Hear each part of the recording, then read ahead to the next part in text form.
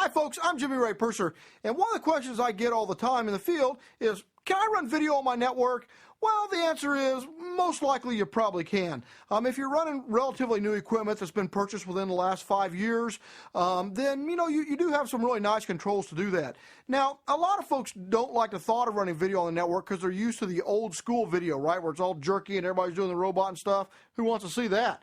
I'm sorry you had to see that. But realistically, it really doesn't take much to run video on your network. You really have to make sure that your application that you're running video on supports multicasting. That is absolutely key. Number two, that you make sure that your network switch is set up to handle video, so it knows how to queue it up, that it knows that this is incredibly time-sensitive traffic. Video, if it drops a few frames, can actually look bad and gives that whole jerky motion. The audio can get out of sync with it. And switches right now support video extremely well. But I can tell you that on every switch I've ever set up, I've never seen video support turned on by default. So you got to make sure that you go in there and turn that on to support it. And what you're supporting is what we mentioned earlier, and that's multicasting.